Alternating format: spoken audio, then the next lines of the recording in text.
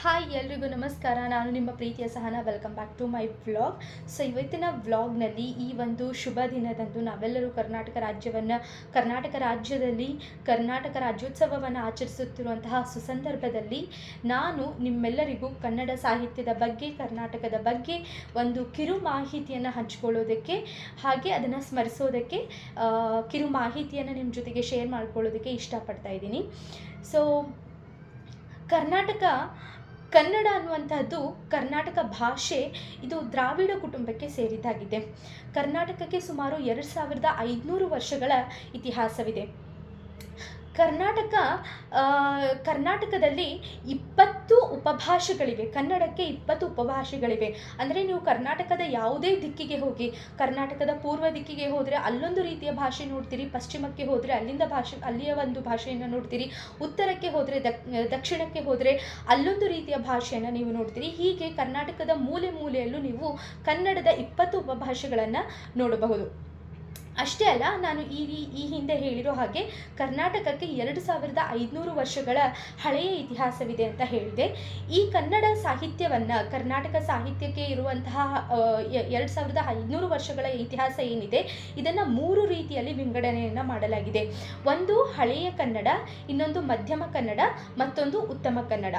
ಹಳೆಯ ಕನ್ನಡವು ಜೈನ ಸಂಪ್ರದಾಯದೊಂದಿಗೆ ಬೆರೆತು ಹೋಗಿ ಆ ಒಂದು ಸಂದರ್ಭದಲ್ಲಿ ರನ್ನ, ಪಂಪನಂತಹ ಕವಿಗಳು ಹುಟ್ಟುಕೊಂಡ್ರು ಅಂತ ಹೇಳಬಹುದು. ಇನ್ನು ಮಧ್ಯಮ ಕನ್ನಡ ಇದು ವಚನ ಸಾಹಿತ್ಯ ಮತ್ತು ಷಟ್ಪದಿಗಳ ಜೊತೆಗೆ ವಿಕಸತೆಯನ್ನುಗೊಂಡು ಆ ಕಾಲಘಟ್ಟದಲ್ಲಿ ನಾವು ಬಸವಣ್ಣ ಮತ್ತು ಅಕ್ಕ ಮಹಾದೇವಿಯಂತಹ ಕವಿತ್ರಿಗಳನ್ನು ಕಾಣಬಹುದಾಗಿತ್ತು.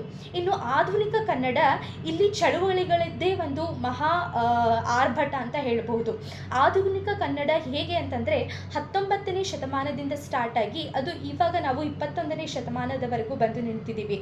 ಈ ಒಂದು ಕಾಲಘಟ್ಟದಲ್ಲಿ ನಾವು ಅನೇಕ ಚಳುವಳಿಗಳನ್ನು ನೋಡಬಹುದು. ಯಾವ್ಯಾವು ಅಂತಂದರೆ ನೀರಿಗಾಗಿ ಹೋರಾಟ ಮಾಡ್ತಾ ಇರ್ಬೋದು, ಅಥವಾ ನಮ್ಮ ಬಾರ್ಡರ್ ಗಡಿಗಳ ಪ್ರದೇಶಕ್ಕೆ ಹೋರಾಟವನ್ನು ಮಾಡೋದನ್ನು ನೋಡಬಹುದು, ಅಥವಾ ಮೀಟೂನಂತಹ ಚಳುವಳಿಗಳನ್ನು ನಾವು ನೋಡಿದ್ವಿ. ಅಷ್ಟೇ ಅಲ್ಲದೆ ಹಿಜಾಬ್ಗೋಸ್ಕರ ಚಳುವಳಿ ಆಗಿರಬಹುದು, ಡಿಮಾನಿಟೈಸೇಷನ್ ಅಂತಹ ಚಳುವಳಿ ಆಗಿರಬಹುದು. ಅಷ್ಟೇ ಅಲ್ಲ, ಕನ್ನಡ ಬೆಳೆಸಿ ಕನ್ನಡ ಉಳಿಸಿ ಅನ್ನುವಂತಹ ಚಳುವಳಿಗಳನ್ನು ಕೂಡ ನಾವು ಸಾಕಷ್ಟು ಬಾರಿ ನೋಡ್ತಾ ಇದ್ದೀವಿ. ಈ ಹಿಂದೆ ಹೇಳಿರೋ ಹಾಗೆ ನಾವು 19ನೇ ಶತಮಾನ ಆಧುನಿಕ ಕನ್ನಡದಲ್ಲಿ ನಾವು ಜೀವಿಸ್ತಾ ಇದ್ದೀವಿ. ಇದು 19ನೇ ಶತಮಾನದಿಂದ ಪ್ರಾರಂಭವಾಗಿ 21ನೇ ಶತಮಾನದವರೆಗೂ ಬಂದು ನಿಂತಿದೆ. ಈ ಒಂದು ಕಾಲಘಟ್ಟದಲ್ಲಿ ಶಾಸ್ತ್ರೀಯ ಸ್ಥಾನಮಾನಕ್ಕೆ ಒಂದು ಕನ್ನಡದ ಶಾಸ್ತ್ರೀಯ ಸ್ಥಾನಮಾನ ಹಾಗೂ ಜ್ಞಾನಪೀಠ ಪ್ರಶಸ್ತಿಗೆ ಅನುವನ್ನು ಮಾಡಿಕೊಡಲಾಗಿ, ಅಷ್ಟೇ ಅಲ್ಲ ಅದಕ್ಕೆ ಆದಂತಹ ಮತ್ತು ಜ್ಞಾನಪೀಠ ಪ್ರಶಸ್ತಿಗೂ ಕೂಡ ಅನುವನ್ನು ಮಾಡಿಕೊಟ್ಟು ಆ ಜ್ಞಾನಪೀಠ ಪ್ರಶಸ್ತಿಗೆ ಕೊಡುಗೆಯನ್ನು ಸಲ್ಲಿಸುವುದಕ್ಕಾಗಿ ಅನುವನ್ನು ಮಾಡಿಕೊಟ್ಟಿರುವುದು ಕೂಡ ವಿಶಿಷ್ಟ ಅಂತ ಹೇಳಬಹುದು. 2008ರಲ್ಲಿ ಕನ್ನಡ ಸಾಹಿತ್ಯವು ಶಾಸ್ತ್ರೀಯ ಸ್ಥಾನಮಾನವನ್ನು ಪಡೆದುಕೊಂಡಿತು. ಅಷ್ಟೇ ಅಲ್ಲ, ವಿನಾಯಕ್ ಕೃಷ್ಣ ಗೋಕಾಕ್ರವರು ಕನ್ನಡ ಸಾಹಿತ್ಯದಲ್ಲಿ ಮಹಾನ್ ಕವನವನ್ನು ರಚಿಸಿ ಅದಕ್ಕೆ ಆದಂತಹ ಒಂದು ಸ್ಥಾನಮಾನವನ್ನು ಕೊಟ್ಟು ಕನ್ನಡದ ಹೆಮ್ಮೆಯ ಪ್ರಶಸ್ತಿಯಾದಂತಹ ಜ್ಞಾನಪೀಠ ಪ್ರಶಸ್ತಿಯನ್ನು ಮೊದಲ ಬಾರಿಗೆ ತೆಗೆದುಕೊಂಡು ಹೋದವರು ವಿ.ಕೃ. ಗೋಕಾಕ್ ಅವರು, ವಿನಾಯಕ್ ಕೃಷ್ಣ ಗೋಕಾಕ್ರವರು ಅಂತ ಹೇಳಿದರೆ ತಪ್ಪಾಗಲ್ಲ.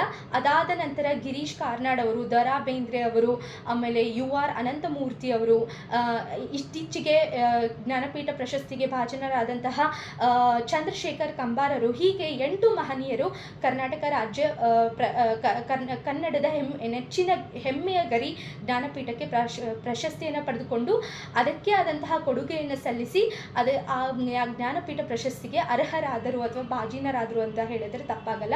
ಈ ಒಂದು ಸಂದರ್ಭದಲ್ಲಿ ಇನ್ನೂ ಒಬ್ಬರನ್ನ ನೆನಪು ಮಾಡಿಕೊಳ್ಬೇಕು ಅಂತಂದರೆ, ಮೊನ್ನೆ ರಾಷ್ಟ್ರೀಯ ಪ್ರಶಸ್ತಿ ವಿಜೇತೆ ಬೂಕರ್ ಪ್ರಶಸ್ತಿಯನ್ನು ತೆಗೆದುಕೊಂಡಂತಹ ಬಾನು ಮುಷ್ತಾಕ್ ಅವರು ಕೂಡ ಕನ್ನಡ ಸಾಹಿತ್ಯಕ್ಕೆ ತಮ್ಮದೇ ಆದಂತಹ ವಿಶಿಷ್ಟ ಕೊಡುಗೆಯನ್ನು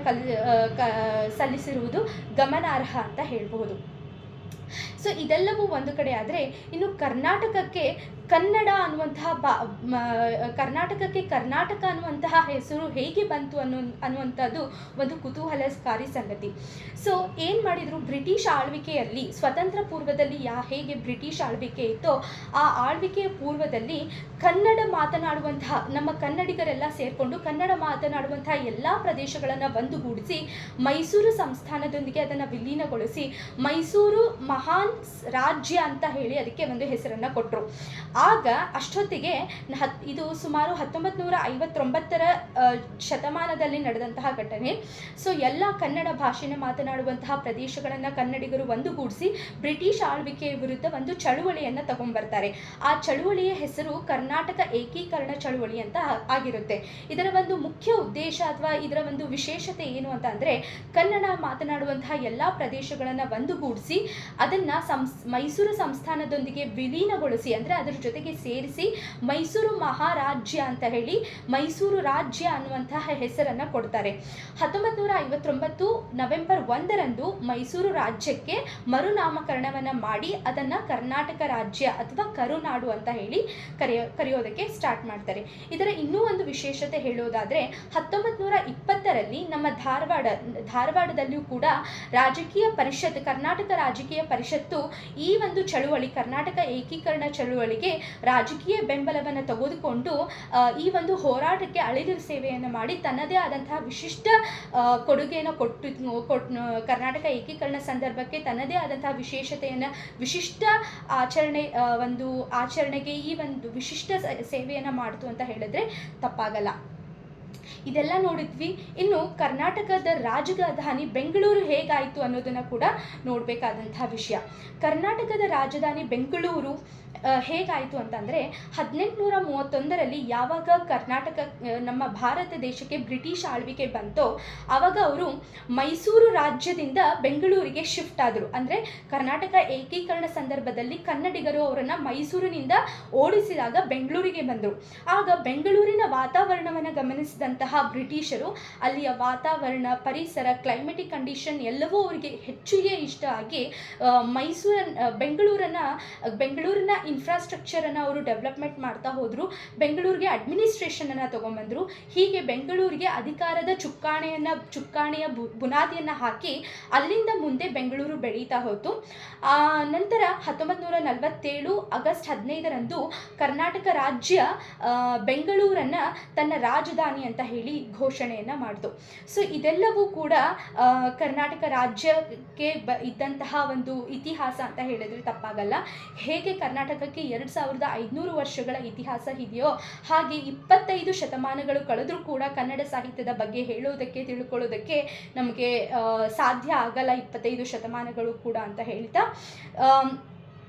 ಈ ಒಂದು ಸುಸಂದರ್ಭದಲ್ಲಿ ಕರ್ನಾಟಕ ರಾಜ್ಯೋತ್ಸವವನ್ನು ಆಚರಿಸುವಂತಹ ಸುಸಂದರ್ಭದಲ್ಲಿ ನಮ್ಮ ಕರ್ನಾಟಕ ರತ್ನರನ್ನು ನೆನೆಯುತ್ತಾ, ತಾಯಿ ಭುವನೇಶ್ವರಿಯ ಪಾದಾರವಿಂದಗಳಿಗೆ ನಮಸ್ಕರಿಸುತ್ತಾ ಎಲ್ಲರೂ ಜೋರಾಗಿ ಹೇಳೋಣ: ಹುಟ್ಟಿದರೆ ಕನ್ನಡ ನಾಡಲ್ಲಿ ಹುಟ್ಟಬೇಕು, ಮೆಟ್ಟಿದರೆ ಕನ್ನಡ ಮಣ್ಣನ್ನೇ ಮೆಟ್ಟಬೇಕು, ಬದುಕಿದು ಜಟಕ ಬಂಡಿ. ಹುಟ್ಟಿದರೆ ಕನ್ನಡ ನಾಡಲ್ಲಿ ಹುಟ್ಟಬೇಕು, ಮೆಟ್ಟಿದರೆ ಕನ್ನಡ ಮಣ್ಣನ್ನೇ ಮೆಟ್ಟಬೇಕು, ಬದುಕಿದು ಜಟಕ ಬಂಡಿ, ಇದು ವಿಧಿಯೋಡಿಸುವ ಬಂಡಿ. ಬದುಕಿದು ಜಟಕ ಬಂಡಿ, ಇದು ವಿಧಿಯೋಡಿಸುವ ಬಂಡಿ. ಕನ್ನಡ ರೋಮಾಂಚನವಿ ಕನ್ನಡ, ಕನ್ನಡ ರೋಮಾಂಚನವಿ ಕನ್ನಡ. ಎಲ್ಲಾದರೂ ಇರು, ಎಂತಾದರೂ ಇರು, ಎಂದೆಂದಿಗೂ ನೀ ಕನ್ನಡವಾಗಿರು. ಎಲ್ಲಾದರೂ ಇರು, ಎಂತಾದರೂ ಇರು, ಎಂದೆಂದಿಗೂ ನೀ ಕನ್ನಡವಾಗಿರು.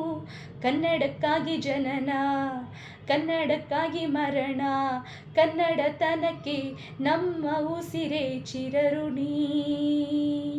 ಕನ್ನಡಕ್ಕಾಗಿ ಜನನ, ಕನ್ನಡಕ್ಕಾಗಿ ಮರಣ, ಕನ್ನಡತನಕ್ಕೆ ನಮ್ಮ ಉಸಿರೇ ಚಿರಋಣಿ. ಕರುನಾಡೆ ಹೇ ಹೇ ಹೇ ಹೇ, ಕೈ ಚಾಚಿದೆ ನೋಡೆ ಹೇ ಹೇ ಹೇ ಹೇ. ಕರುನಾಡೆ ಹೇ ಹೇ ಹೇ ಹೇ, ಕೈ ಚಾಚಿದೆ ನೋಡೆ ಹೇ ಹೇ ಹೇ ಹೇ. ಈ ಕನ್ನಡ ಮಣ್ಣನ್ನು ಮರಿಬೇಡ ಓ ಅಭಿಮಾನಿ, ಓ ಅಭಿಮಾನಿ.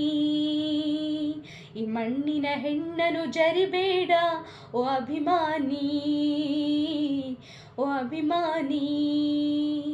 ಈ ಕನ್ನಡ ಮಣ್ಣನ್ನು ಮರಿಬೇಡ ಓ ಅಭಿಮಾನಿ, ಓ ಅಭಿಮಾನಿ. ಈ ಮಣ್ಣಿನ ಹೆಣ್ಣನ್ನು ಜರಿಬೇಡ ಓ ಅಭಿಮಾನಿ, ಓ ಅಭಿಮಾನಿ. ಕೊನೆಗೆ ಎಲ್ಲರೂ ಸೇರಿ ಹೇಳೋಣ, ಕರುನಾಡ ತಾಯಿ ಸದಾ ಚಿನ್ಮಯಿ, ಕರುನಾಡ ತಾಯಿ ಸದಾ ಚಿನ್ಮಯಿ. ಈ ಪುಣ್ಯ ಭೂಮಿ ನಮ್ಮ ದೇವಾಲಯ, ಪ್ರೇಮಾಲಯ ಈ ದೇವಾಲಯ. ಕರುನಾಡ ತಾಯಿ ಸದಾ ಚಿನ್ಮಯಿ.